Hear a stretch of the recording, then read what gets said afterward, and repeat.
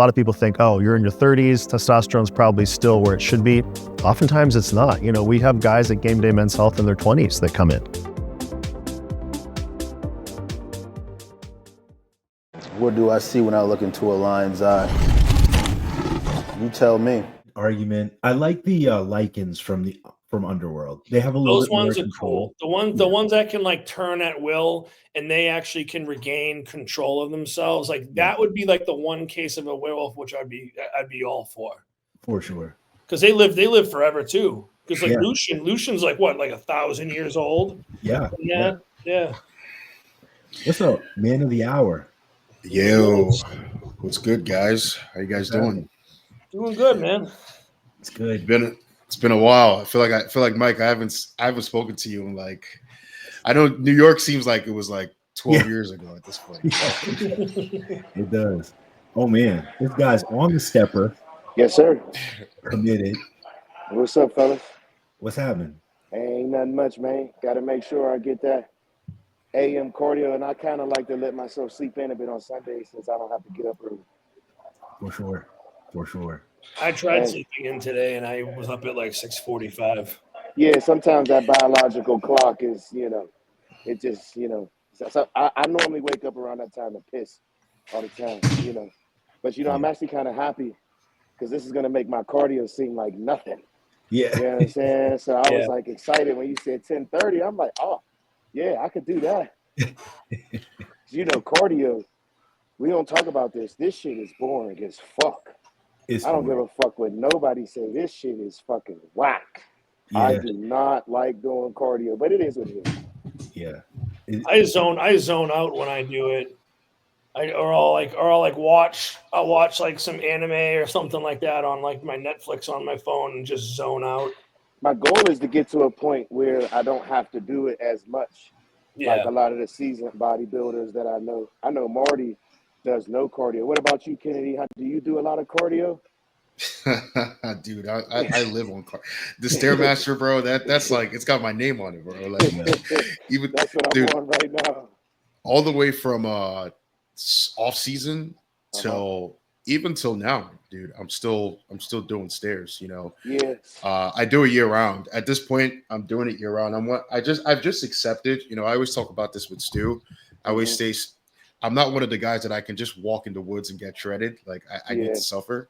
Same. So like I've always said that like now I've just started keeping it, year round. But I will say, based on what you guys were saying about it being boring, I think at least for me, it's a little bit more interesting when it's more like gamified. Like if you're doing it like intervals, tends to keep me a little bit more engaged and the time flies a little bit better. Yeah. So even if it's not like high intensity intervals, you're doing just a variance of an interval. I feel like it makes the time go a lot faster for me. So that's typically what I do. For sure. You guys, how like right after the off season, you get on that Stairmaster and like level 3 beats you down. Yeah. For like 15 minutes, you're just pouring. Yes. Last session yesterday, I got on the stairs and I was at level 9, sprinting up these things. And I could not get that heart rate above 125. I was like, man, things change. Yeah, that's what happens to me, especially doing fasted cardio. I can't, once I get to a certain, I have a certain amount of weight loss and then my body fat gets to a certain level, like it's really hard to get my heart rate up. Yeah. And that's what makes it so difficult in the off season, right? Because it just gets harder and harder. And like, what you can be doing, like a level 9, but like even me, like off season, I'm down to like level 4 or 5, and that's my heart's like racing, I'm like, I'm gonna die on this thing, It's crazy because I'm on level 3. My heart rate right now is at 125, and I've only been on this thing for about 5 minutes. Damn, that's good. Yeah. Well, I think Dougie's as you're talking while you're doing this, it'll probably scratchy too. Yeah. All right, let's get into it. So, Ken, congratulations on a great rookie season. First off, thank you. Dude, let's just start by like I guess like kind of highlight your favorite moments or most memorable thoughts on on your rookie campaign? Oh, let me see. Yeah, that's a good question. So I'd say like my most favorite point for me was in New York, the New York Paraki. Like in terms of the looks, I think Legion was my best look. I preferred Legion to New York. But in terms of like how the show felt, I would say like New York was definitely one of the best moments. Because for me, like first off, that was the first time. Well, the second time my mom had actually seen me compete all these Oh, that's years. what's up. You know, the first time she'd ever seen me compete was the New Jersey State, which was a local show. You know, so she didn't really get the Experience. she didn't exactly she didn't get the experience of like how grand this thing could be, you know, with the industry and with bodybuilding. And like, you know, she got to see that. My sister got to see that. You know, Animal was there too. They set up a whole booth, you know, in my name, shirts and everything. So it's like, wow, like, you know, You're a big actually deal. You're a big deal. Yes. I would say that, but like there's you know, this thing is not a hobby. You know what I mean? Like it's And something that's that because you're humble, you know. And I'm just gonna give you your flowers, bro, because when I first seen you at North Americans when you won that, there's just some people you can see that just have it. You know, Gary always says some people are bodybuilders and some people need to play checkers. You know what I'm saying? And you're one of them people that when you come out, eyes just go to you. You know what I'm saying? So it wasn't surprising that you had the success that you had your rookie season for me. And I love how Animal supports you in that way because bodybuilding is a sport of patience. And you're already pretty much talked about in this circle of new up and coming bodybuilders, that new blood, you know. So it's interesting when you say your mom finally got to see that because my mom didn't understand it until I made it to the Olympia and she came and she was just like amazed at how big the sport is. You know, our parents, if they're not into the sport, they don't really know what bodybuilding is like. Because I've had you know, I've talked about this previously. I think Mike's aware. Like I've had this struggle.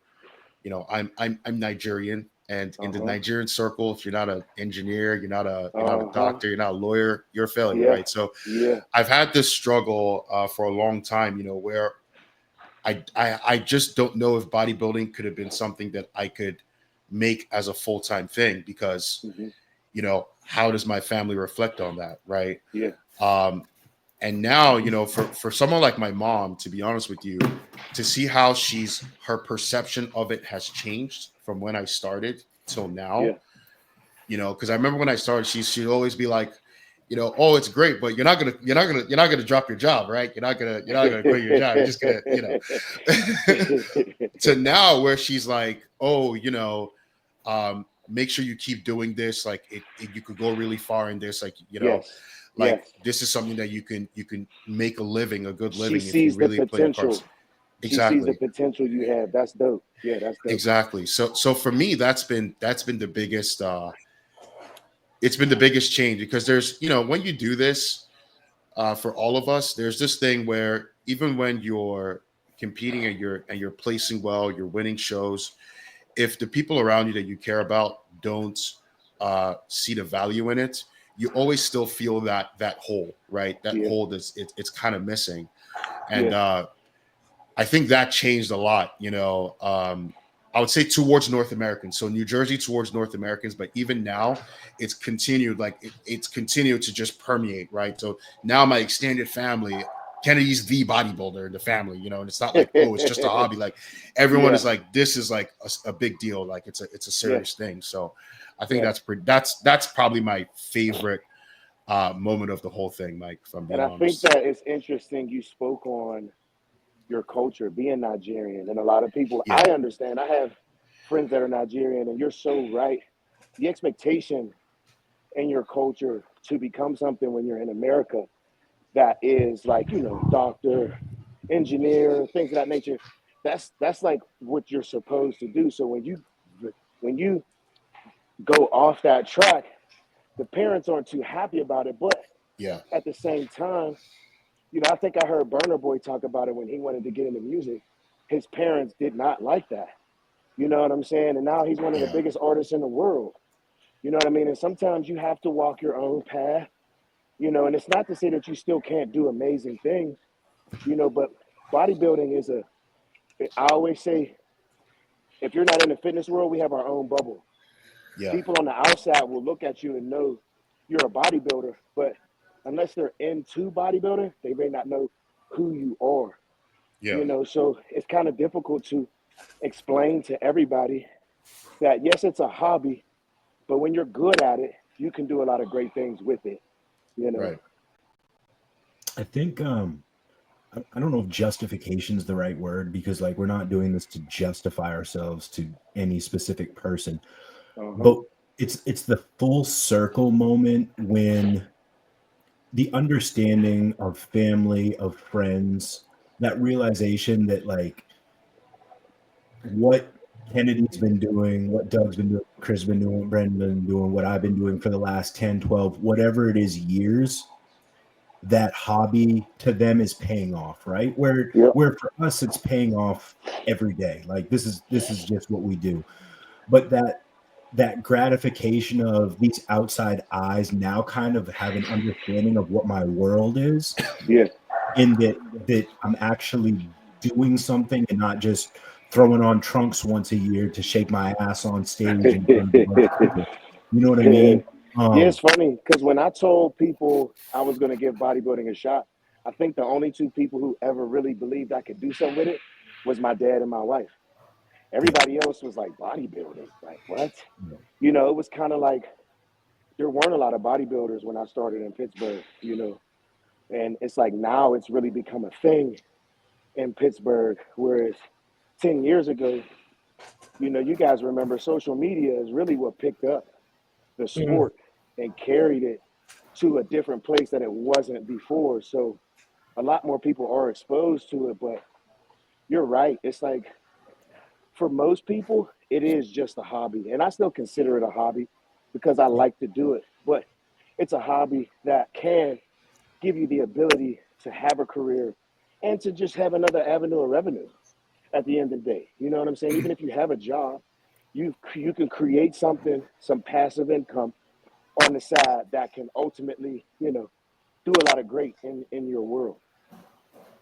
Yeah, and I'm sure I don't speak for everyone when I say this, but like when it first started, at least for me, and I'm pretty sure that all you can probably vouch for this, when it first started, it was all right, like they didn't like the family aspect, the family, their close friends, they didn't understand it. You know what I mean? Yeah. And so it was, oh, well, let's see how long this lasts. And then after 5 years, they're like, okay,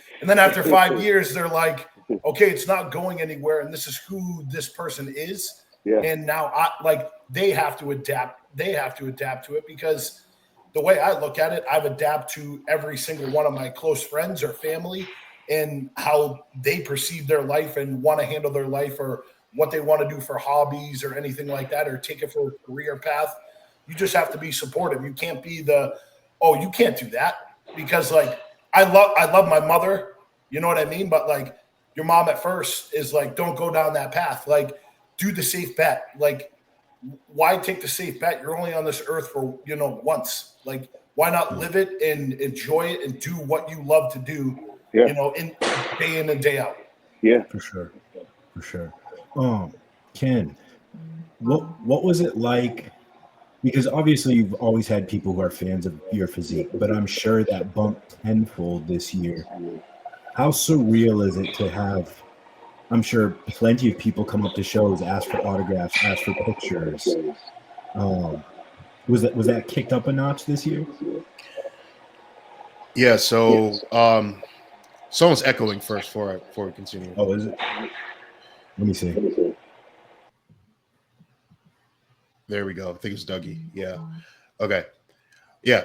So, yeah, dude, like, honestly, you know, when they say with bodybuilding, like if it's talking about just visibility, being a pro obviously gives you visibility. Then being an open pro gives you more visibility. And then being like a first call out, I can't even imagine what being a pro winner would do, honestly, because, dude, I've gone to a point where I turn off all my notifications on Instagram. I don't need to run in my battery anymore. You know what I mean? But like, in person, I think that's where it's very interesting, you know, like the Arnold, for example. When I first went to the Arnold, that's where I noticed it had first started. You know, it was my first Arnold when I went with Animal. And, you know, I had people, because they're such a great company. They had like they printed out like different, like for all of us, the athletes, and we could sign it and give it to fans. And, you know, each of us had an hour where fans would line up, and then we'll give them an autograph pretty much. And I was like, when it was my turn, I was like, ah, shit, why do they have me on this thing? Like, no one's coming here. Like, who the hell knows who I am? You know? And surprisingly, I did have a line, you know, and I can imagine like it's even going to get bigger. But in New York, you know, having a lot of people, because when people come to shows and they see it live and then they get to actually see the athlete off the stage, it's a very different experience, right?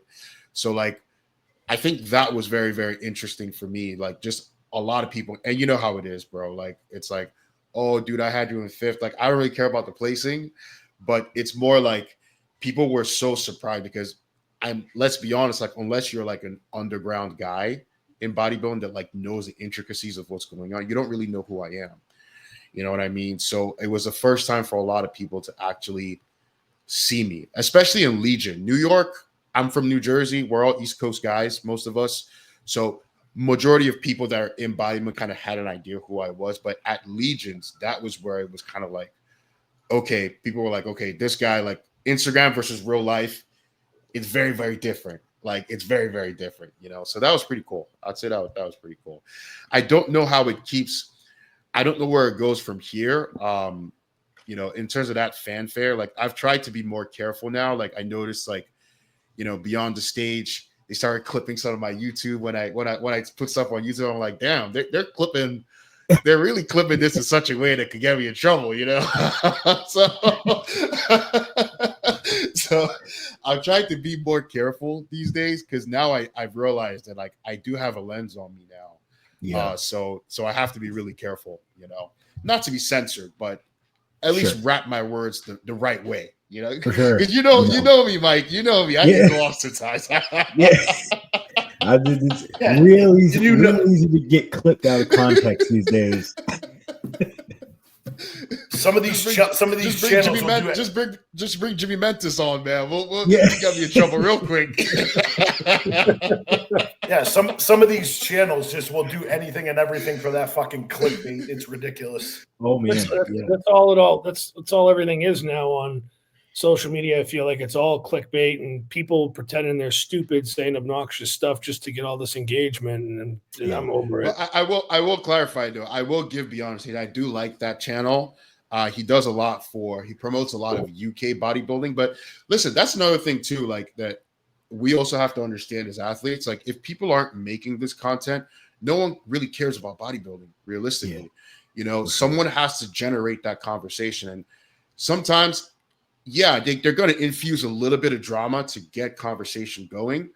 But if these guys aren't there, no one's really cares about bodybuilding realistically outside of just us, you know, the competitors and people that are in it. So I do appreciate them. Like I really, really have an affinity and I appreciate these channels because, you know, a couple of years ago when it was just Louis Marco and Nick Strength and Power, you know, those were the only two mediums that you could really like get an idea of what was going on. Gilco hadn't existed at that point. There weren't like video streams of like, you know, the actual competitions. Instagram was just getting there. It wasn't really on, you know, it was shreds and stuff, but the competitions themselves weren't really on Instagram at that point.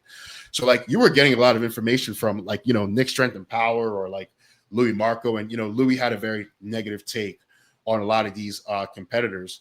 So it's like to where it is today now where, you know, you have a lot of channels like ep.39, like Project Bodybuilding. They do like in-depth analysis on like, you know, competitions. I think it's really cool. You know, I think it's really cool. So I like them personally. I mean, they're going to generate drama at some point, but that's part of the game, in my opinion. Yeah. I mean, the social media aspect is huge, right? Just speaking on the social media, like, so for example, I know you made a video thanking the fans at Legion because you got a slight overlook there and you accredited the fans to helping you get a second shot at another look there. If you want to speak on that to some degree, I mean, that's huge.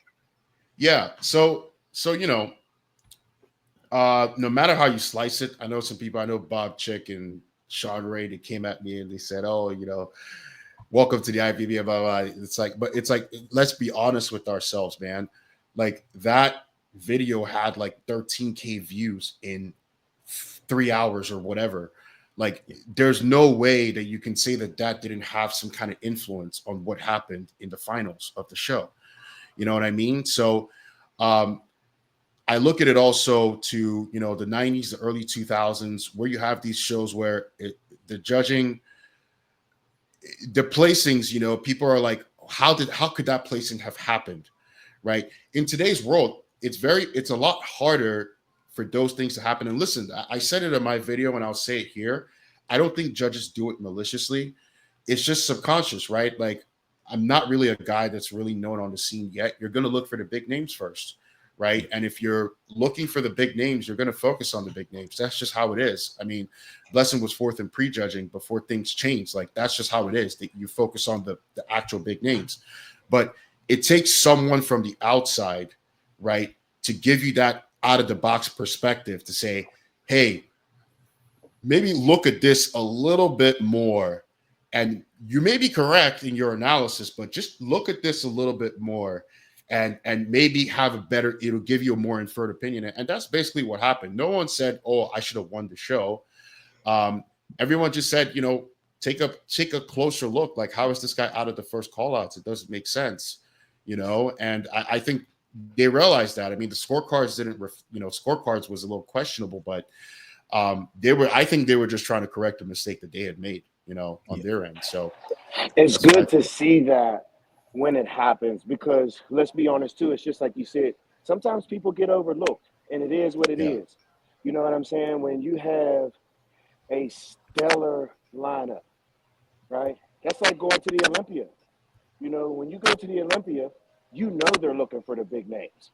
Auto. So there are certain times now as a pro, when you get on stage, your victory depends on who shows the fuck up and your ability to be able to look better than them, hopefully. It's just like, what's his name? We just talked about Nathan last week. He felt like he should have won that last show. He was pissed. We're always going to have our feelings, emotions, and things of that nature. And sometimes we will get looked over. And like you said, I don't think it's done maliciously at all, but at the same time, you want the judges to be fair, because I remember thinking that when they didn't have you in the first call out, with all due respect to Blessing, he did not look better than you. Big name, ton of followers, but he didn't look better than you. So it was cool to see the judges take a step back, reevaluate, and then redo that lineup, because I have rarely seen that.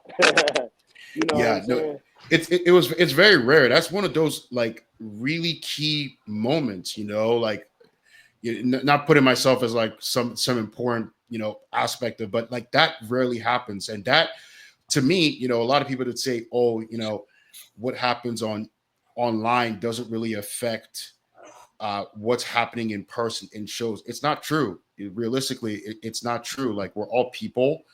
We're all trying to grow the sport, and majority of this sport happens online, like in terms of viewership. It's not in person. It's online in viewership. So, that also has a lot of impact. So, in my opinion, I think it was great. Like I said before, early 90s.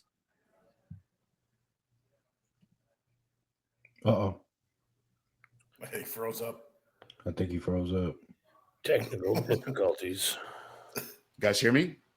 I hear you now. Yeah, we can hear you now. You froze a little bit. My bad. Yeah. I was like, in the early 2000s, or in the 90s, I really don't think that would have been the outcome. Like, personally. No, not at all. The show would have happened, and, people question it that day that were in the audience. But after that, it's done. We move on, and it's a brand new day. So I think that was pretty cool. But overall, I will say Legions was a very cool show. That's outside of nationals in Florida, like that's the first show that I've experienced that was like, wow, this is quite the organization here. You know, Chris Mines puts on a hell of a show there. They had like medieval fighting and like powerlifting and all this stuff like happening all around it, all around the show. You know, and they treated us, the bodybuilders, kind of like superstars. You know, like that was the first time. Usually, like you go to a show and it's kind of like, light up over there. You know, like bodybuilders in 10 minutes. Like, what are you doing? Like, strip down and start pumping up. You know, it's like get this over with. But there it was kind of like, yeah, we're kind of celebrating. It was nice. I was gonna say too, like the Battle Up production shows in Texas, like even like nationals and Texas Pro and stuff. They do something like that similar where they treat all the athletes. Yeah, you know, it's almost like a show for the athletes. Yeah, and not so. Yeah, they don't like nickel and dime everybody, and it's that's just a really good. It's just a really good feeling to have. Like I'll say, like I said, nationals is still the best show I've. It wasn't my best placing, but it's still the best show I've ever competed in until today. You know. Yep. Yeah. I feel back to the judging thing a little bit. I feel like sometimes judges are damned if they do, damned if they don't. Right? Like, so for example, you got overlooked. They acknowledged that and gave you a chance to stand with guys again. But you know what the casual fan's always going to say, right? Like, well, there you go. Politics. He didn't get a good look because of politics.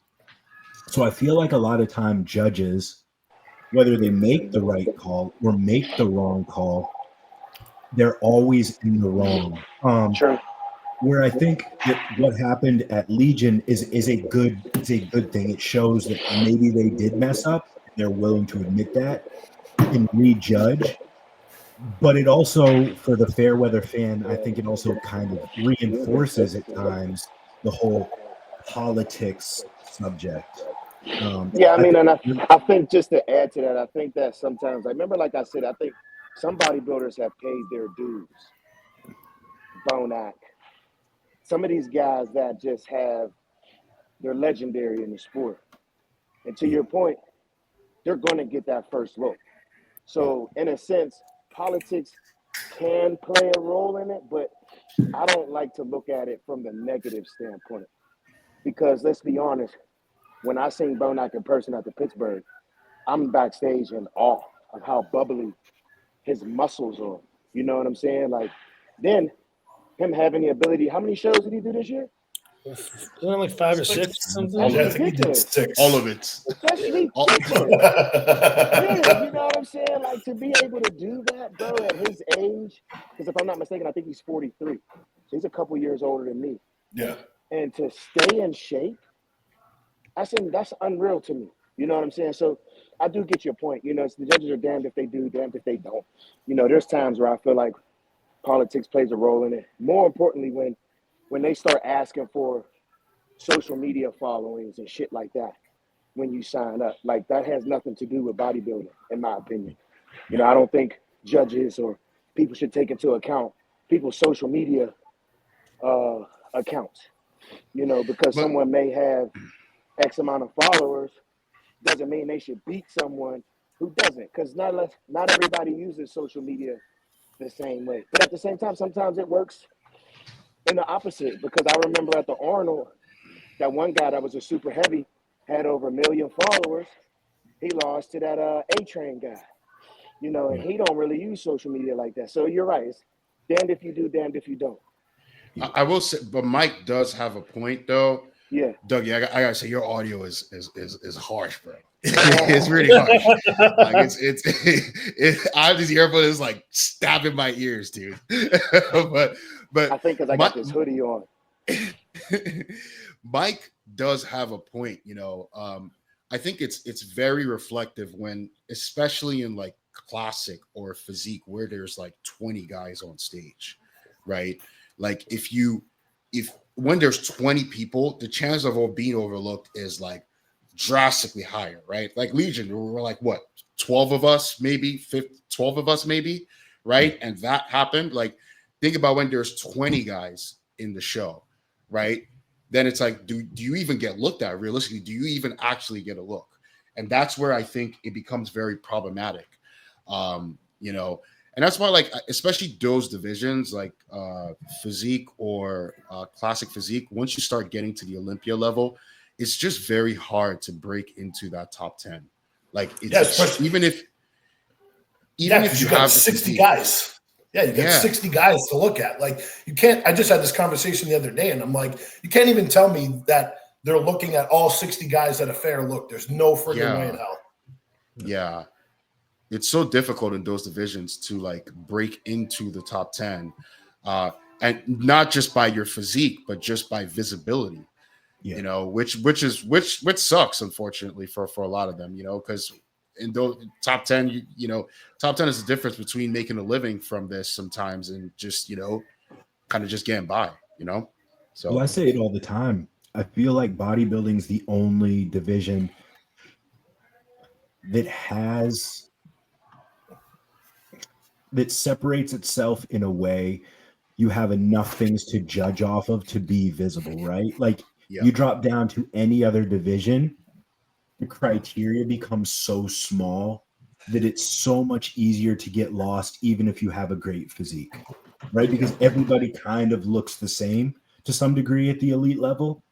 You don't have as many variables to separate you from the next guy in line. I can agree with that. I mean, I'll also say too, I know like a lot of like the older retired pros are that always, you know, saying that like the 90s and early 2000s was like the best era. You know, back then, those they were just some freaks that were just like steps above, you know, the rest of the competitors. Now, you know, your top 10 at the Olympia are like stacked. Like some of these pro shows, the top 5 are just stacked in bodybuilding.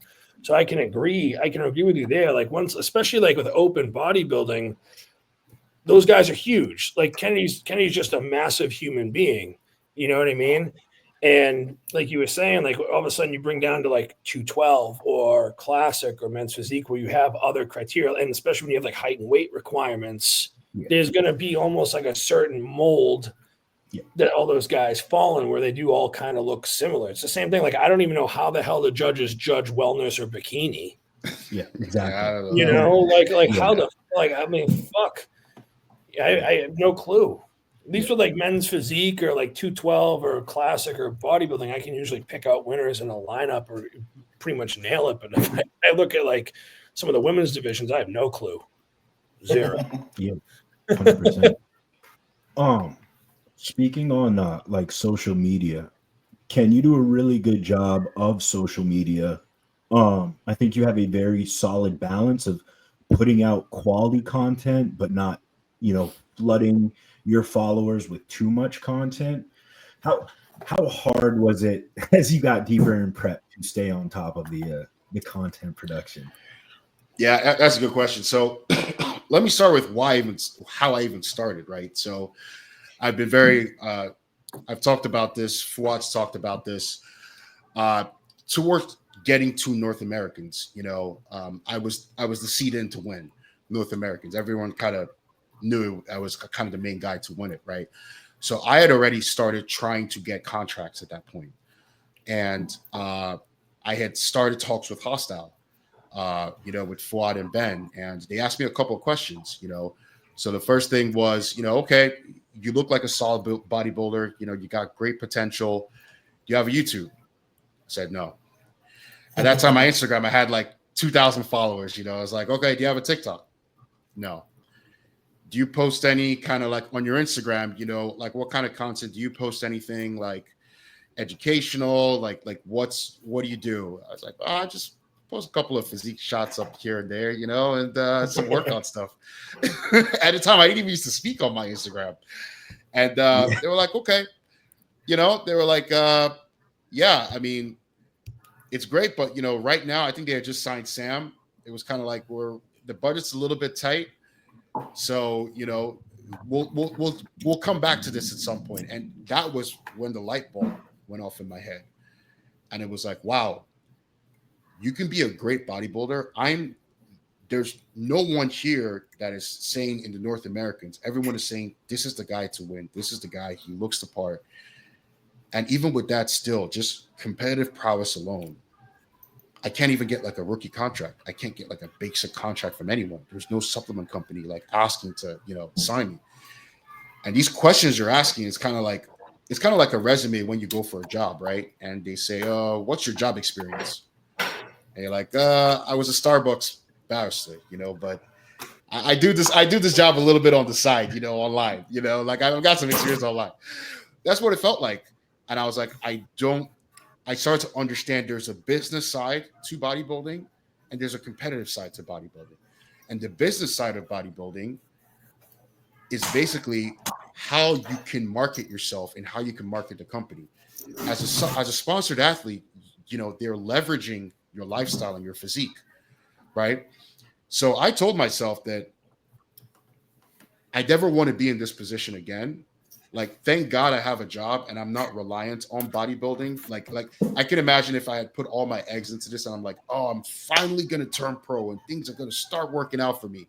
And I had that experience. It's like, I'm done. Like, screw this. Bodybuilding, it's not worth it. But I told myself, I was like, okay, that conversation I had, that job interview that I just had with Hostile, because that's what it is. It's a job interview. Now I know what I need to fix. So right after North Americans, I told myself before the next prep, because as bodybuilders, let's be honest, the time where your stock is the highest is when you're in contest prep and you're about to get to a show, right? That's when everyone has visibility on you. And I said, before I get to that point, I need to have all these things in place. I don't want to start doing this when I get to prep and try to start balancing these things out, right? I need to have a system. I need to get this already established. So if you notice, Mike, throughout off season, we did an off season series, so I got a videographer here, Dylan, we're good friends, live very close to me. And we started an off season series. Myself, I've always done photography, but I never really did the video side. So I started learning some video myself, last year, so that I could at least make my own reels and like do other things. And that's pretty much how it started, dude. So by prep, honestly, the system was already in place. It was just continuing that system and, just trying to get that out there. Because that's the thing I could be better at. I don't, like my YouTube, for example, I don't push out content regularly, right? It's like you get like once every 3 weeks or so. But the production to make the content is where that time fills up, because if my video guy's not doing it, I'm cutting it. Like, like the video I just put out, spent 3-4 hours putting that day in the life together after shooting the whole thing for like a whole day, right?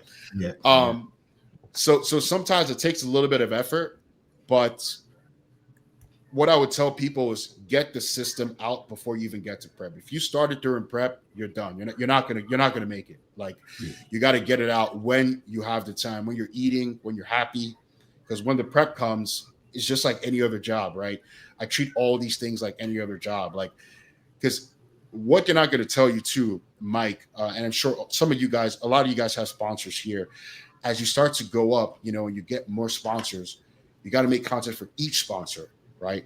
So it's not just like putting out a story and saying, hey, use my code. Like, if you really want to build a relationship and partnership with these sponsorship, you really need to put some effort into this. Right. So you need to start making content for these sponsors. You need to make your own content. Right. On top of that. And then you need to be a good bodybuilder on top of that. It's three things already. Right. Outside of your regular life and your relationships and all that. So you need to build a system or it just can't work. That's just what I've seen. Yeah. Kennedy, I used to, when I got brought on as an athlete years ago with iForce Nutrition before they sold the high tech, I also used to handle all of the athlete sponsorship contracts. And, I couldn't even tell you how many people would have like a decent amount of following and they'd be inquiring about a sponsorship. And kind of what you were saying, it's not like, hey, I'm a cool bodybuilder. This you got all these supplement companies or whatever should sponsor me. And at the same time, it's, well, what are you bringing of value to our company? Right. And that's what a lot of companies look for, because it is a business. It's like they want to be able to make sure that there's a mutual benefit for signing an athlete for their brand. And I think, a lot of people, I'll be the first one to say I have a decent following on social media, and I've been slacking on it big time. I've just been busy and living my real life and not posting much on social media. But, you need to provide value to the company that you're trying to get picked up from. Exactly. Like I said, like with Animal, for example, when I signed with them, the one thing I told them, which we've in Animal, I'm not shooting they're one of the best companies for athletes in my opinion. They are awesome. But one thing I told them before starting is I don't want to be a bodybuilder on a not a magazine, but like an advertisement, right? I don't want you to just take my physique, slap it on a product, and here you go. That's it. I'm like, I want to be able to talk. I want people to be able to know what I'm about, provide them some information. I'm not a John Jewett, right? I'm not an educator, but I can provide some value in terms of my own experiences and things that I've come across. So I never just want, at this point, we're not kids, At this point, I don't just want to be a body, And I think a lot of bodybuilders sometimes that's where they fall short is they just want, oh, I look great, so give me a sponsorship. It's like, dude, everyone looks great. Like you go on Instagram, everyone's got a six-pack on Instagram for some reason, right? It's like everyone looks great. But what else are you bringing to the table that, they can leverage? And I think that's very important. You need to find what that is for yourself. And then you know what your value is. I think one of the key points you kind of were just saying here is what I was hearing, through my head to listen to you talk, is that you're being yourself. You're being who you are, and you're putting that out there. And there's gonna be people that don't like it, and there's gonna be plenty of people that do love it and support it. And I think that's what's best is when you're being fake all the time. You're not being yourself, or your real life person that's on social media. These people that create like a social media persona. Yeah, a lot of companies aren't gonna like that. Then in a lot of companies now too, like they don't want to just like use your image, be like, all right, yeah, take this fat burner, and like bodybuilder, it's on, like 4% body fat. They want the talk, because then like they'll associate like you, Kennedy, with Animal. They hear you talk, they hear you speak, they know what you're about, they like you, and you're relatable to a lot of people, and that's what the companies are going to look for, and that's what they're going to want. Because now it's just like, oh, Animal, oh, that guy Kennedy, he's one of those athletes with them. Now they're associating you with the brand with you, and that's what creates a really good, productive, relationship between you and whatever company you're working for. I think also a lot of times people, when they're young or getting into this and they want a sponsorship, and I can't speak on it very well because I haven't had many sponsorships, but you do need to find a company that not only you like the products, right? And these are products that you actually would use, but you have to find a company that coincides with your personality and who you are. Because you can't, if you go to a company where you're a number, or you go to a company that, like, let's say you're an outdoorsy type dude, and that's part of your persona and who you are, right? Then Axe and Sledge might be a better fit for you than, let's say, like Raw, right? Like it just is. And to speak on that, like, then the personality thing, like I think Doug, I'm a pump Doug up here because I think he does such a good job at, through his day to day, staying connected with his audience and making everything relatable and digestible. And I don't think, now that might just be something Doug's naturally good at, but to me it seems also that this is something that he's worked on. And it just takes reps, right? Like everything else, like becoming good at social media takes reps.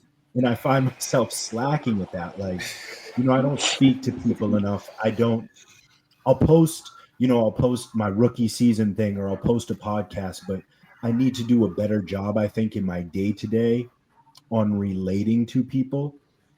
And I think once again, it's just reps, guys. Like, if you want to be good at social media, don't necessarily flood people with pointless content, but be relatable, be digestible, and be consistent.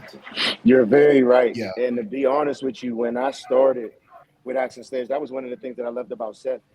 He told me, if you don't like something, I don't expect you to fake and lie about it.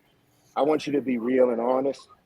And I am with a lot of things. That's why I tell people, like, when it comes to the product, there really isn't too much I don't like, because that's just how I am as a person, right? It's like my wife is like, you'll just eat bland chicken and rice. And I'm like, because I eat for results.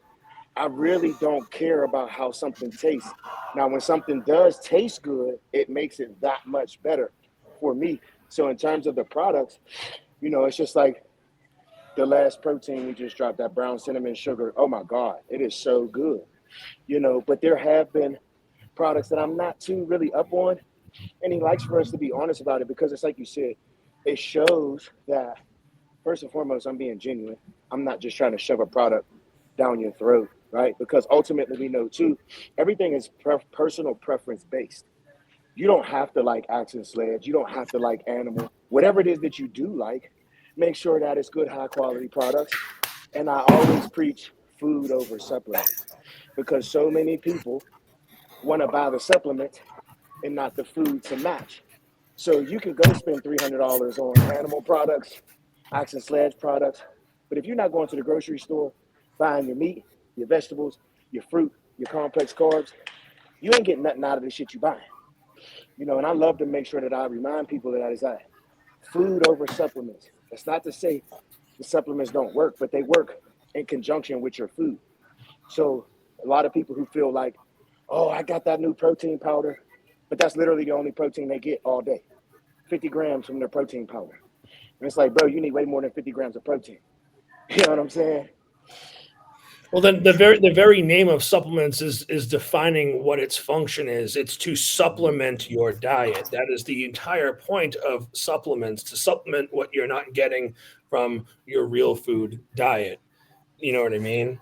And I mean, even with the companies I work with now, and I've had companies that have like reached out to me in the past and have sent me stuff to try. I'll be honest. I'm like, I don't like your product. I don't like the values that your company is. I mean, I don't really say I don't like them. I'll just say I don't feel that those values align with me. You know, like I'll take Gasp and Better Bodies, for example. I've been with them since 2018. I like that brand. I've liked for probably 20 years now. I felt like I've always fit into that mold where it's like you got guys like Branch Warren that are just training like balls to the wall with just crazy intensity. Like that's been me my entire life. So that's why I fit in with that value. I remember when the owner of Gasp, MJ, he called me up for the first time. He's like, why would you want to be with Gasp and Better Bodies? And I told him why I feel like I fit the mold, why I'd be an asset to the team, what I can do for them and whatnot. And then, you know, I got a contract. But it's just like I could never work for a company if I did not believe in their products. Same. I just won't do it. I've had, you know, like I'm sure you guys get those emails every now and then. It's like, oh, hey, can we send you this free thing? We'll do like, you know, in exchange, you can do a video or a reel, or we'll pay you this much or whatever. I've had people send me stuff. I've tried it. And I'm like, honest, I'm like, I've never had that. Dude, I got one. I've never had that. Never had that opportunity. I hope to someday. Like, okay, so just for an example, right? Like, like that Hustle Fit brand. It's like that leg extension pad that goes on the leg extension that gives it. Yeah. So I comment on one of the videos. I'm talking to somebody from them right now. They want to send me one, you know, and chance of doing a review. Like I know for a fact I can use that, especially like one of the gyms that I go to. We have an advanced leg extension machine. The pad swivels, so you don't get that deep of a stretch. Like I can show why I use it, how anyone else can use it, why it's going to work. You know what I mean? But this is, hey, Mike, this goes back to like Dougie, and now I'll say it for Chris. Like Doug and Chris are probably two of the best people at engaging in their audience on Instagram. Chris comments on almost everything. And I Doug try to. Yeah. And Doug interacts with like everybody that you could possibly. I will say, Hustle Fit. You know, if you're watching this, send one to your boy Collosus Ken too.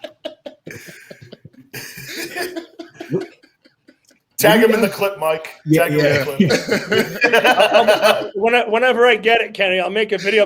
I'll be like, Colossal Ken, you need this. I'll just plug you in there. What do you guys think the next social media medium will be? Like, we've been Instagram, TikTok, they're not new anymore. Do you think how long do you think the next platform comes out that like will be the bodybuilding platform that we end up, you know? I don't think there's going to be one. I think these things came at an age where social media there was a social media age, the information age. You know, we were in the information age. We're moving into the artificial intelligence age. You know, and social media is part of the information age. If you notice, what happens now is when these mediums or platforms come out, they just get acquired, right? Vine got acquired. Snapchat was doing what we do now on Instagram with stories was Snapchat, right? They just get acquired. So these companies have just become too big where some of these other platforms to do a lot of the features that one of these companies is doing is going to take billions and billions of dollars to make that happen. And, just being on the other side, like from a technical standpoint, I don't think we're going to have those wild west kind of rogue, because Instagram was just photos, it was photos. It was a better Flickr, essentially, where you could actually interact. And then it became video. TikTok was mostly kind of like the short form video. And then Instagram acquired that as well. And if you notice now, Instagram is starting to actually delve more into the long form content realm as well. They continue to increase the time duration of videos that you can actually post. So I just think that these heads have become too big. YouTube is the king of the long form content, and Instagram and TikTok are kind of battling it out right now for, that immediate short form content, like, feed. So yeah, I think it's going to happen. The reason I love that you say that, Ken. I love that you say that because I am too old to learn another platform. I'm tired, man. I mean, I was going to say the same thing, Mike. I'm like, I don't know if I could handle another one. Like, I have a TikTok. I got like 15,000 followers on there, and I don't post anything on there. I just don't want to do it. I should, but it's. I look at TikTok as that app where you can say whatever the fuck you want. Shit that you won't say on Instagram or Facebook, you can say on TikTok. Well, see, that's what TikTok used to be. So, like when Instagram first started, like it was like a Call of Duty 2 like lobby room before a match. Like everyone's just firing out like insults, or like an old school like AOL chat room from like 56K dial-up back in the day, or MySpace. And then they started doing. They started updating the community guidelines, and now, there's people that can, like the time when Jason Genova said to do execute order 66 on Rich Piana's page, and he was just getting plagued and harassed for like weeks. Now they'll cut that out. Like if there's, they'll report people. Same thing with TikTok. TikTok, you used to be able to say a lot of things on there, and on top of that too, TikTok. You had such a high chance of videos going viral on there because it was all organic reach before it got super saturated. And now I feel like TikTok is kind of like that now, just with Instagram. It's super saturated. So to get noticed on these platforms, like you really have to do like the right thing at the right time to trigger whatever it is. And like I would say, we're moving now more into an age where your digital presence is merged with your actual physical presence. So a lot of times before, you could have a persona online that was completely different from who you are. If you look at today, that's not really what's happening, right? Like, back in the day, you know, in college, they'll tell you, oh, don't post anything on Facebook. You know, you don't want employers to see it. Well, guess what? Everyone has a LinkedIn now, you know, and even employers are posting on YouTube. Like, you know, so it's like everything is merging into one, where your persona is merging into one. So I think what's going to happen, honestly, is like, I mean, look at it even in America. They ask you for your freaking social media before you can enter the country for some of these questionable, you know, things that are happening. So I think as a society, we're moving into a place where your online identity is no longer going to be separated from your physical identity. And it's just all going to tie into one thing. So that's why I think these platforms and everything is all just going to be under one umbrella of who you are as a person, you know, which is scary. It's scary, but at the same time, it's got some good, and it's also got some really bad stuff that could come out from that, you know. For sure. What do you guys think the AI age of bodybuilding will look like, the landscape in 20 years from now? When we're the old heads and we're, you know, retired, do you think the sport's going to look similar to what it does now? I mean, we really have no way of knowing, right? That's a good question. I think we're going to have a bunch of Ruby L's running around, man. Yeah. Yeah. I think with all these stuff coming out, like, you know, the GLPs, for example, like, you know, there's just a lot more medical technology coming out that it's going to change the physiques, you know, over time. Just the same way our physiques today are not the same as what the early 90s or before that was. They may not be necessarily bigger, like in terms of mass size, but in terms of the proportions of things, it's going to get a little bit more freaky. Like I say that as a joke, but I really think that's kind of what's going to start happening, you know, where, like, you know, the streamlined look is just going to become more cartoonish, like a caricature, right? Like everyone's got this really tiny waist and everything else is just like extreme, you know, on all ends. Yeah. It's going to be different, but we're going to say, oh, you know, back in our day, like we had to be on the Stairmaster, you know, for like an hour, you know. Now these kids just take their you know, their GLP or whatever, and they just walk, you know, and they're getting shredded, you know. So I think with the more, I honestly I think peptides are going to be the future of a lot of things, as far as just overall health and wellness in general, not even just for bodybuilding, but I think when used properly in bodybuilding, it's going to produce a lot more extreme results. I mean, they're already talking about having an enhanced games where, you know, like the Olympics, where there's people that are going to be all enhanced, you know, competing. And like they did, I saw a video the other day, this guy who was enhanced, he already broke like some ridiculous world record in swimming that was set at the Olympics by it was like almost like a full second. So just imagine now what stuff's gonna happen, you know. And as drug protocols, supplement protocols get more and more advanced, and the emergence of new compounds or new peptides or whatever, I think we're gonna see, like Kennedy was saying, like we're gonna have a bunch of like Ronnie Coleman's running around on stage. Yeah. Oh, yelling, yeah, buddy, lightweight, and having laps friggin' my garage door. You know what I'm interested about that's happening though, which I think is pretty cool, is fitness equipment. I think it's going to drastically change. Even now, like the equipment that's coming out now, I'm like, damn, that's kind of like, this was never there.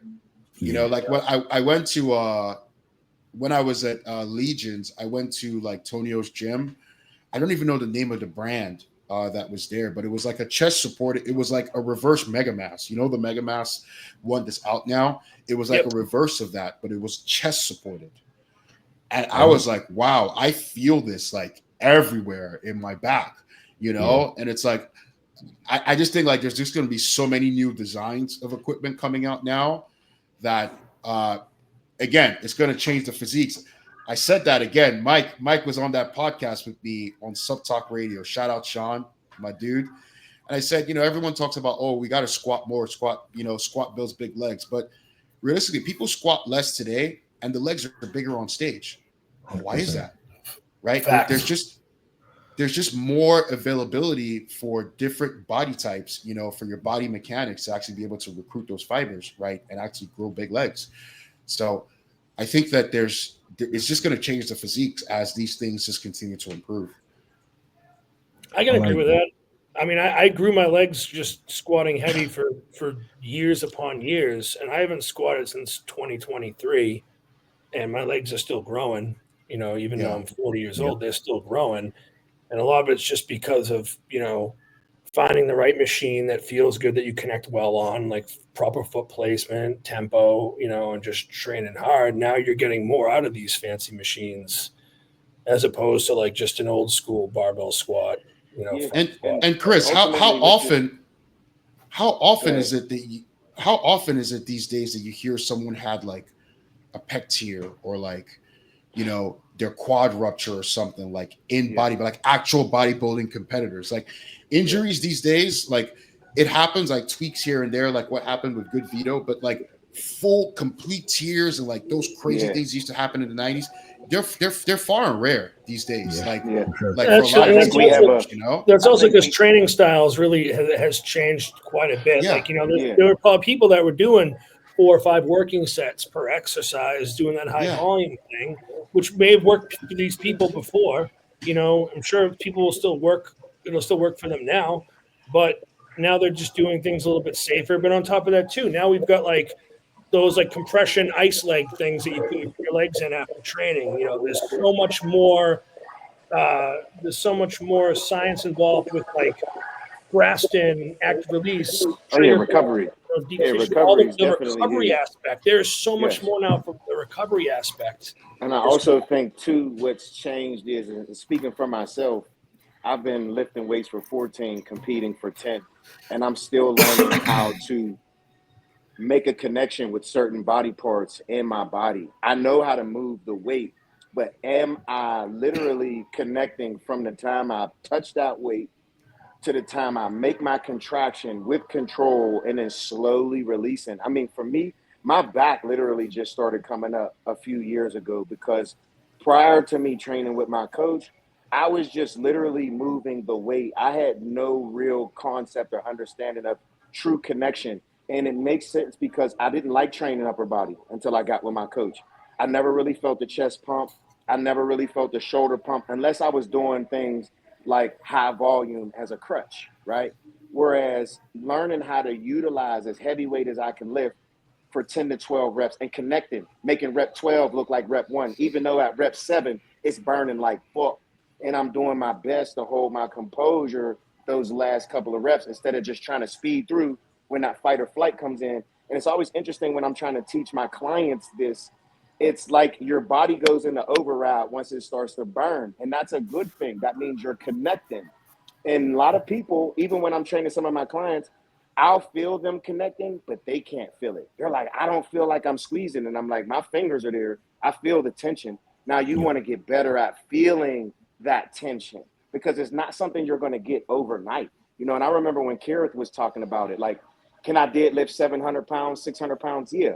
But why risk the injury when I can use something lighter and I'm actually getting a connection in my erectors when I'm doing my deadlifts? I'm actually getting a stretch and a squeeze in my back when I'm doing my deadlifts, as opposed to just moving the weight. You know what I mean? And I think that for a lot of people, that is hard to get. And a lot of people don't want to have the patience, you know what I mean? Especially guys that want to turn pro within the next year or two, and they feel like, I don't got that much time. And it's like, God willing, that's all you got, bro. You understand what I'm saying? Like, do you want to tear your pec? Now you don't. Now you like, set yourself back. Yeah, or like, because I think, Mike, we kind of had a very similar philosophy. Like, I think Chris too, like how we trained, like, you know, it was just barbells and dumbbells. I've seen some of your crazy squats, right? Just heavy ass weight and just pound it, right? Like, even if you can't feel it, just pound that weight, right? Till you fucking drop. And like, you just realize after a certain point, man, like, how much more heavier can I go? Like, this is the juice is not worth the squeeze, you know, at this point. Like putting 7 plates on my back at this point is like versus, you know, 4, I could do 5 or 6, no problem. But to keep doing that at this point, you know, what am I gaining versus what I'm going to lose if it goes wrong? There's no benefit in doing it. Yeah, exactly. So yeah, I think like you said, shifting of training styles has also like really changed things a lot, which I think is pushing things in the right direction, for bodybuilding. Yeah, I agree completely. You guys want to hear a really selfish thought I've had? Yeah. I don't know if this is brought on by prep or what, but we know the social climate in our country is just at a weird point right now. Regardless of what side you're on, what you believe, we're just in a weird spot. Nobody knows what the next 5 years is going to entail, the next day will entail.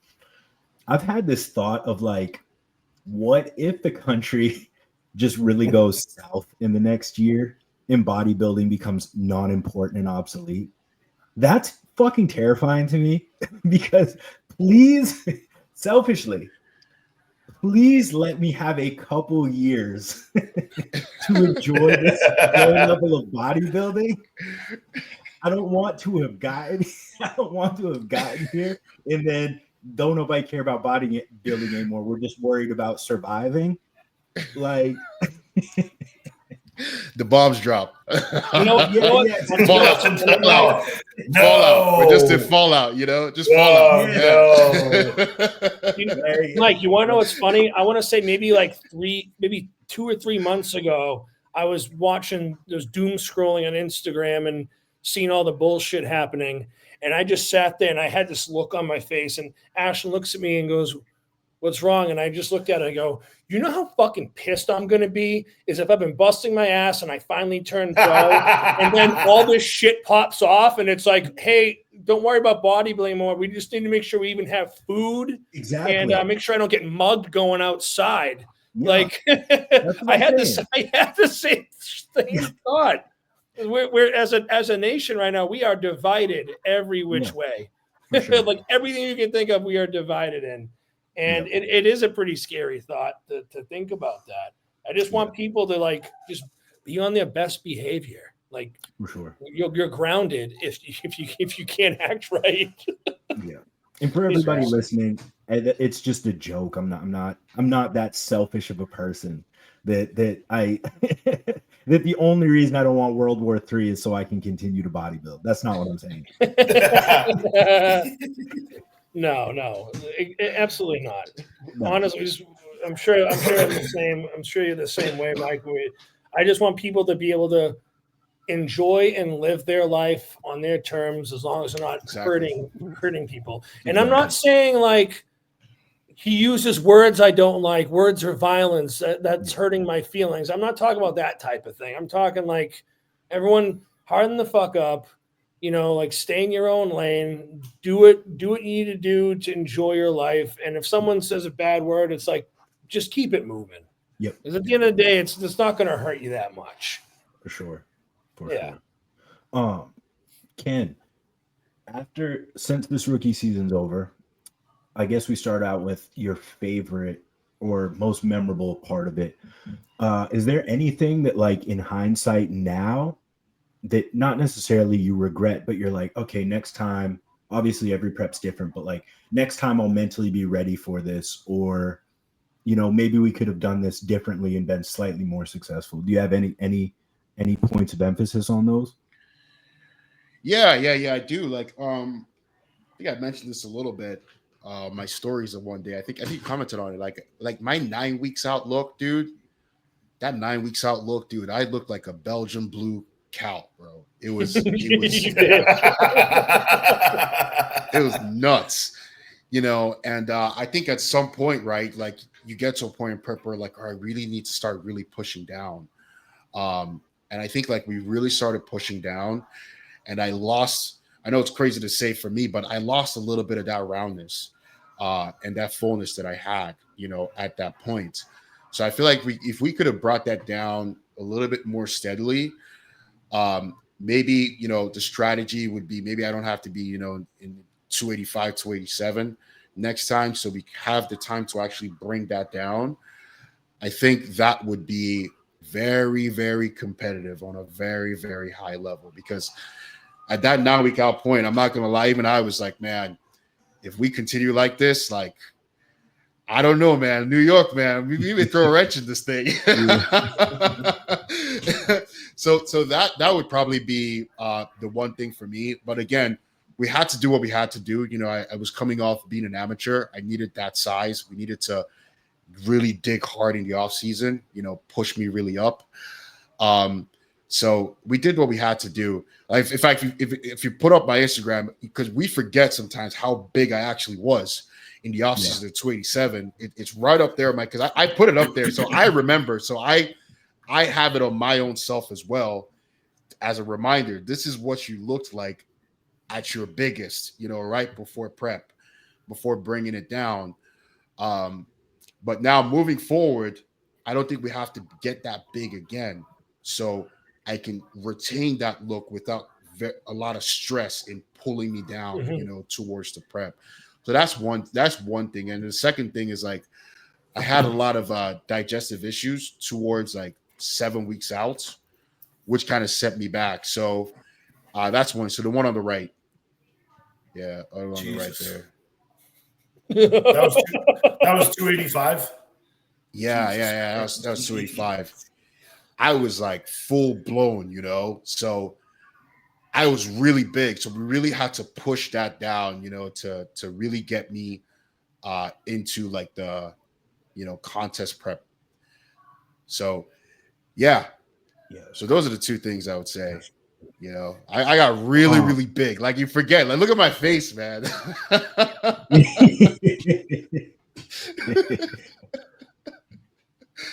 It's so I'm gonna assume, or you plan on competing in 2026. You're not gonna take another year. Yeah. And I assume the goal, now that the rookie campaign's out of the way, is next year you plan on winning a show and going to the Olympia. Okay. Yeah. Okay. Now, do you have a target? I don't think there's a doubt, dude. I was gonna say the same thing, Brendan. I go, it's just no fucking way. It's gonna happen. Probably a lot sooner than some people would think, for sure. I agree. Because no. Have you thought about time frames at all? So that's the hard thing, right? Like, I got to be honest, man. Pittsburgh really threw a wrench in my plans, guys. Pittsburgh really did. Yeah. I'm one of those. I have a coin to I call strategic bodybuilding, you know, and I had like calculated it, and I said, oh, you know, Detroit, like statistically, like, you know, New York in the last couple of years, the lineup hasn't been like a lot of Olympians. Maybe like one or two would show up, you know, and I can at least battle it out with them. But then Pittsburgh happened, and Bonac just went nuts this season, and it just threw a wrench in my plans, guys. Like, honestly, if Pittsburgh didn't happen, I don't know if the lineup that we had at New York would have happened. You know, I was right after those top 5 Olympians, top 5, top 8, or whatever. So it was like Pittsburgh threw a wrench in those plans. Next year, I don't know if Pittsburgh will still have that same lineup. I don't know if Derek is going to do the same thing he did, or Nick will do the same thing he did. I don't know. So, you know, I want to win a show realistically. And at this point in my career, let's not fool ourselves here. You got to pick the right show. It's not like I could just walk into any show and win. I got to pick the right show to win. So that's where I'm having a problem. I'm thinking, do we do Detroit early in the year? But if you don't win Detroit, then I got to do this whole thing again with New York and Legion. Or do we pick the later shows like right now, which is Tampa?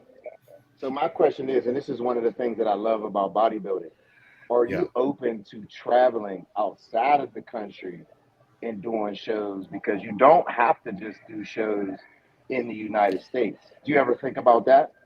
I'll tell you, Dougie, if someone could pay for my flight and pay for everything, of course, I'll be down, you know? Well, I'm not putting that money down. But didn't they bumped it? Did they bump Detroit to like a week before or a week after? So I think like Fuad's trying to get like more people to compete in that show. Yeah. So like that, what you were saying, Kennedy, you know, you take that risk of running that. You know, do you have to do 3 or 4 shows in a row where it's like gonna fucking kill you? You know, that's the thing, because with the way the states shows are lining up now, they're all so close to the Arnold or the Pittsburgh now. So you're always going to run into those guys, right? Those guys that are already perennial winners. And that's where I'm kind of having a challenge of like, what do I pick? Because I want shows where I'm in the runnings to win, to actually win the show. Well, yeah. If the goal is to get to the Olympia stage, like you want to put yourself, you want to play it strategically. I mean, exactly. I'd do the same. Exactly. I would do the same thing. I would do the same thing. Exactly. Because now Tampa. That's what so Brendan, exactly right. So now that I'm looking at the way this season is playing out, I'm like, damn, if I had jumped in right now, it may have been a better time for me than earlier in the year, since everyone's qualified. The main guys are qualified now, right? So I'm thinking maybe next year, I mean, maybe I may do Tampa and Texas. I'm going to be in Texas anyway, so it's cheap. It's cheaper for me, and then Tampa's right there. So maybe that's the move for next year. The other thing too, Kennedy, is like with especially with open bodybuilding, a lot of these shows now have like much more increased prize money. Yeah. So now we're, some of these bigger names, they're like, well, hey, you know what? I'll just do this show because, again, it's like, hey, if I can knock somebody else out of the Olympia and take away a qualifying spot if I win, cool. Then I get another pro win. Then it's like, oh, I also take home the bag. You know what I mean? Yeah. Yeah. And I think if prize money continues to increase, especially in the open bodybuilding, there's going to be a lot more guys that are going to be competing in these shows. So it is going to ultimately make it more competitive. And from a business standpoint, it's going to make the sport much more appealing, because now you have all these big names constantly in all these shows that never were there years ago. Well, here's the thing, Chris, that I'm trying to find out too myself.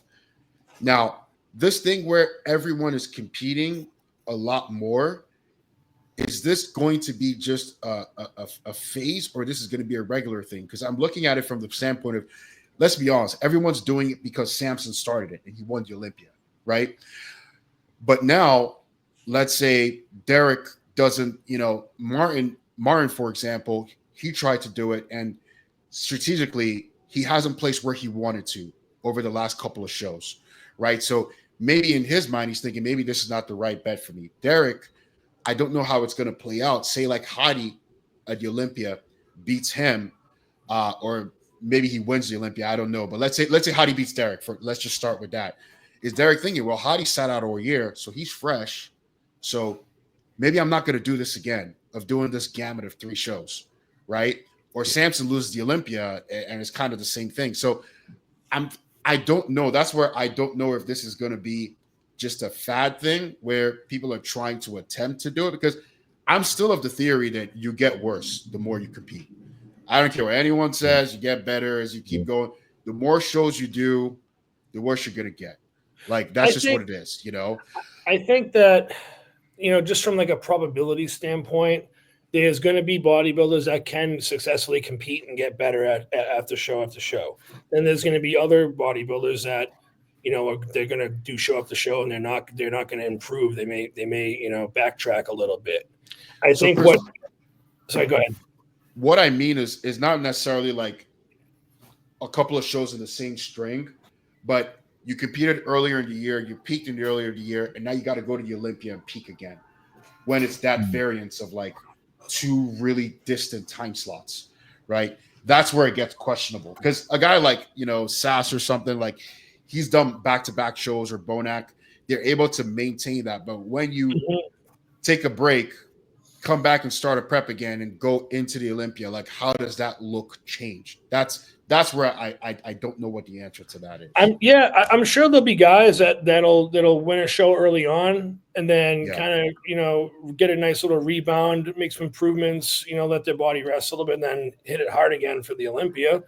And I'm sure there'll be other competitors that will just take the time off just because they want to stay fresh. I wouldn't be surprised if it goes in phases, like you said, where you'll have all these guys competing all these shows throughout the year doing the Olympia. And then maybe they feel afterwards like, okay, maybe I ran my body into the ground too much. Maybe I'm going to back off. And then the following couple of years, maybe it's other bodybuilders that have decided to take that time off. Well, they're like, you know what? I feel good. Maybe push it, and I can do multiple shows in a year. I wouldn't be surprised if that happens. You know? Yeah. Because a guy like Bonac or Sass, you're telling me they're going to do this again next year? This whole thing they just did? Like, yeah, I don't think, no way. Probably not. You know what I mean? But then next year there might be other bodybuilders that decide to do this. You know, Exactly. maybe Samson decides to do more shows. You not know the same ones. Yeah, not the same ones. Not the same ones. Yeah. Yeah. I agree on that 100%. So I mean, that does like the amateur pro level when you're doing that, it does take a lot out of you mentally and physically. You know? For sure. Ken, what do you think you need to improve on, change, get slightly better at to win a pro show? Do you have specificities that you've been told? Do you have an idea in your mind what it's going to take? Yeah, I do. I mean, right now, size is not the problem. Before coming into this pro season, I thought size would be a problem. I don't know why. We always think we're small, right? Everyone thinks they're small. But size is not the problem. I think now it's just two things, which I think could be easily fixable in a couple of months. Just a little bit more back thickness, bringing up my back a little bit more, and conditioning, just improving the conditioning just a bit more. I think if I can bring those two things to another level, then I think the sky is the limit in terms of how, my potential of winning a show next year. So honestly, that's going to be my main focus. And that's why this offseason, this year, like I said, I don't think I would get that big again. I'm going to try and stay a little bit closer. So that way we can really, really focus on the condition for the next show that we do. Yeah.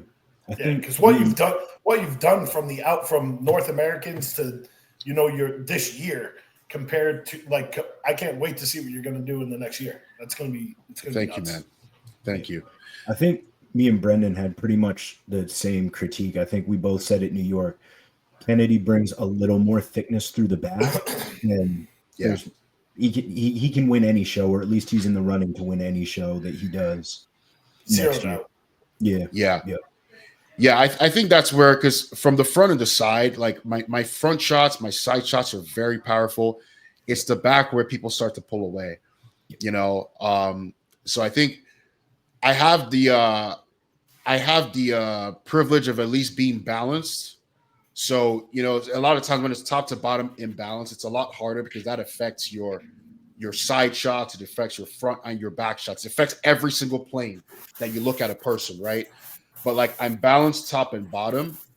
So now it's about actually getting the thickness on the back. And if that comes out, then because it's weird, right? Like my lower body from the back is actually very thick, right? But the back looks a little bit more shallow. So it just creates this it's a glaring weakness. It's a very obvious weakness when you look at it, right? So just need to focus on that and work on it. And I think hopefully, you say, I'm going to do all this, and then next year you show up the same, right?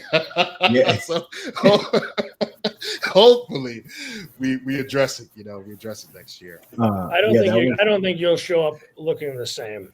Like you train hard, like you live and breathe this shit. I think it's just impossible to show up looking the same. Yeah.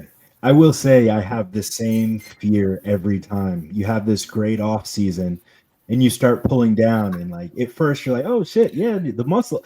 And then you always hit this point where you start to question, you're like, how much did I actually put? You start comparing prep photos from previous preps and you go, I don't know if I got any fucking, I don't know if I got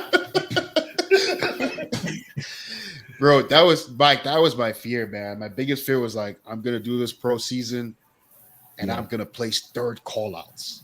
Yeah. That shit kept me up at night. Done all this. North American winner 2023, Collosus Ken is coming. Third call-outs. Yeah. I was no way, dude. No way. You were definitely a talk 4 weeks out. 4 weeks out, everyone's looking at you, and people are just like, "What the fuck is going to happen with this guy?" Because there's zero doubt. There was zero doubt you were going to be in the first call out. But see, Brendan, right? That's part of it, right? So people are like, "Oh, he looks great in this," but in your mind, you see yourself. But your own head, your own head, you're like, I look like shit. There's no way this is going to happen. I'm still thinking, I'm like, damn, I got to stand next to Crizzo and Bonac. Dark call outs. They're gonna put me on the call outs, you know.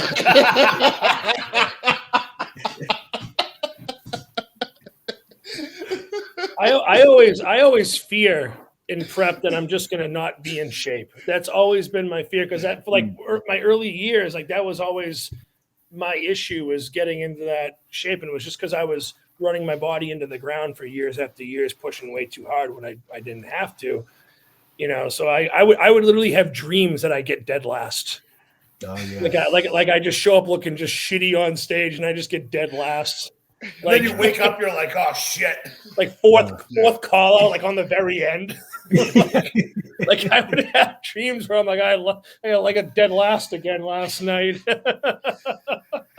I always use Milos's line, man. I don't want to be stage decoration, bro. I don't do this shit to be stage decoration. That's great. That was a good one, dude. It definitely sucks. I mean, my first time not making that call out was at the Olympia. It was a very humbling experience. You know what I'm saying? Yeah. So, you know, when Nick Walker says, when you standing in the back looking at everybody's asses, that shit ain't fun. Yeah. It's not. Yeah. No. Hopefully I won't be looking at that many asses in Texas. There'll be a couple asses, not too many asses. So Mike, you're not doing Tampa, right? Just Texas? Just Texas. Yeah. Just Texas? So I'm of the mindset, like, I know I'm undersized still. Okay. But I want to know that that the potential is there to be competitive in a year or two. So I was like, there's no reason for me to do 2 shows if I'm not really going to be competitive. You know what I mean? Yeah. So I'm going to take all of 2026 off and grow and give myself a full solid year of off season after this. Because I don't expect too much out of this, but besides an improved package for me and maybe knock off a couple guys, and nobody knows who I am. So that's just kind of my mindset going into this. But one thing go ahead. Go ahead. No, go ahead. I'll let you finish. I was just gonna say that's just kind of been my mindset, is to bring something that people look at and go, oh, who's this guy? Never heard of him before, but with another 10, 15 pounds, he'll be very dangerous. That's kind of my goal. One thing I will say, being my first open competition, they're not as big as you think they are. So I'll tell you that. So I know how you're looking at it, and you're like, maybe I'm not going to be the size. You're going to get there, and you'll be like, they're not as big as I thought. They look bigger than I thought they actually are. You know what I mean? So just remember that. You're gonna remember this when you actually hit the stage. You're gonna be like, Ken was right. Because essentially you got to remember, you earned your pro card. Nobody gave that shit to you. You know what I'm saying? Yeah. So you belong. You're worthy enough of being on stage with all of these guys. Now, granted, some of these guys have already been doing this for a decade plus. So you have the right mindset of coming in with just wanting to look like you belong and being competitive, because you still got some growing to do. You know what I'm saying? And I feel like, even for myself, sometimes early success ain't good. You know what I'm saying? Sometimes people need to get that humble pie, take those lumps. You know what I mean? Because then it ultimately makes those victories that much sweeter. Because we've seen people who win early a lot, and then when they start losing, they can't handle it. They don't understand why. Adversity is very difficult for some people. You know what I'm saying? Some people can't take a lick and keep pushing. You know what I'm saying? So, and we all know longevity is really the name of the game in this sport. You know what I'm saying? You want to be able to do this as long as you can while you're having fun with it, because, that people thinking that everybody goes to the Olympia every year, that's a select few people. Everybody don't go to the Olympia every year. Some people make it one year, miss it the next. They go back the next year. Some people make it. Some people miss it for 2 years, and then they make it back. Everybody's journey is different. You know what I'm saying? So I have that same mindset, and that's why I believe bodybuilding is a sport that people should do for themselves. Not for the external validation of people, right? Bodybuilding doesn't validate me. You know, what my placing is doesn't validate me. Now, I do this to win. I don't want to lose, but at the same time, I'm not going to jump off a bridge because I made third call-outs at the Pittsburgh. You know what I'm saying? I'm like, all right, cool. I just need some working that I need to do, you know? 100%. Well, Dougie, that's that champion mindset right there.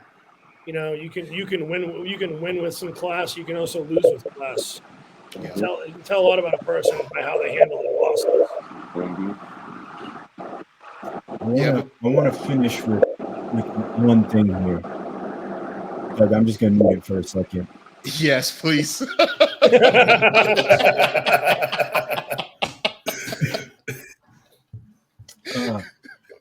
Ken, congratulations on being immortalized by Maniac Motivation. Is it the graphic that guy did? Oh, yeah. That was cool.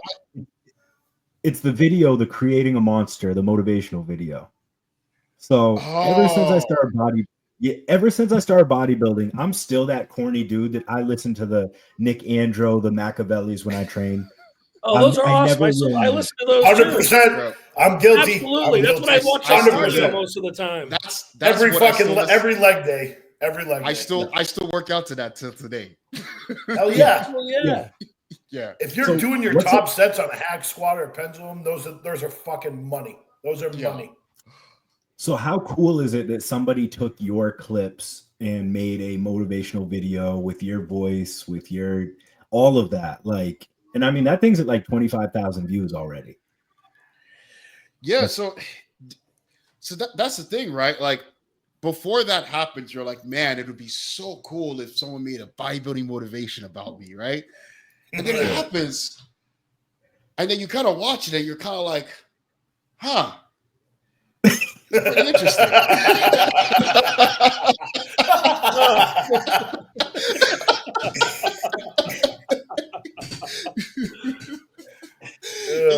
It doesn't end up, you don't get the feel you think you would, you know, like okay.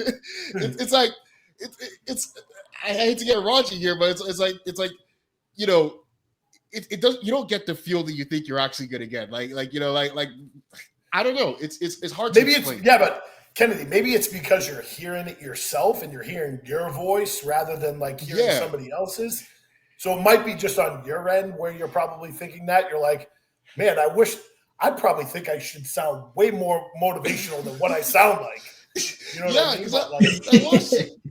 I watch it. I'm just like, huh. Like, interesting, you know? where you watch the other ones and you're fucking like tuned up and you're fired up. You're like, I'm gonna skip over me today. I'm gonna skip the one. I'll be honest, I couldn't listen to myself or watch myself train to get motivated. The only ones, it's not even a motivation, but the only ones that I have seen that I'm like, I actually do like are like the docuseries Animal Made. Because that was very well done, you know. So I'm like, okay, that's pretty cool. Like I've watched that a couple of times, but the motivation, I saw it and I was just like, it's cool. I know it looks cool, but I couldn't get the feeling that I know I should get from it, you know? And it bothered me. Well, my thought is this, like, so my favorite ones ever are ones that are like Branch Warren, Guy Cisternino, James Hall, like he's really hardcore. And I'm like, man, wouldn't that be so cool if I had something like that? First off, my voice sucks, so it wouldn't work. Secondly, only Branch's training translates to this hardcore ass shit. Like I watch my videos back and I'm like, bro, I was pushing like crazy, but it doesn't look the same. No. And I just, you feel like in your head it's a lot more. Yeah. Oh, for sure. Yeah. So but I think you're always going to look at videos yourself though and never think that. But someone else might see your video and be like, oh, this guy's badass. You know, it's just yourself every day. You see yourself train every day. You're not going to have that. It's not going to have the same effect on you watching Branch. You know. Yeah, because Chris is just interesting because I started getting that, right. Like, Mike, you were sending me like that snapshot you sent me the other day in your stories. I get that all the time, right? Like Yemi sent me one. Like they're playing my video, the one I did with Carlos in some gym in London, just randomly, right? And I'm just like, huh, interesting, you know?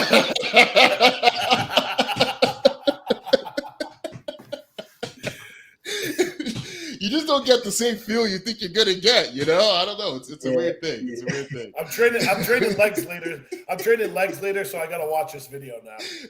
Yeah, throw it on your playlist. Throw it on the playlist. Throw it on the playlist. The title was cool, right. though. I do like title. Making of a Monster. That made me feel good at least. Yeah. That was good. Yeah. Yeah. Nah, it's super dope. It's super dope. Well, Ken, thank you for coming on. Thank you for, letting us know all about the rookie season, and it's been great. Fantastic. Yeah. No, I appreciate it. And I do watch you guys' podcast, so you guys keep it going. I think it's very entertaining. So, and I'm always going to try to support where I can. A lot of us, we're all in this space. I saw Dougie in New York, I saw him. So it's just like, I just think that it's a beautiful thing. Like, we all do this, especially now that like a lot of you, like Chris, I didn't really know you much, Chris, till this podcast, just kind of getting to know all of you guys and like bringing me on. I never take that for granted, regardless of whatever you do or wherever, if someone wants to actually hear your opinion or, on what you have to say, I think that's a beautiful thing. So Mike, thanks for bringing me on. And honestly, good luck to you guys competing. Texas and Dougie, what show are you doing? Tampa? Next month, Tokyo Masters Olympia. Tokyo. Okay. Yeah, so that's why you said the overseas stuff. Yeah, I leave August 5th. I'll be in Japan from August 5th to the 14th. See, I don't have Dougie money. I can't be flying to Tokyo, so you silly as hell.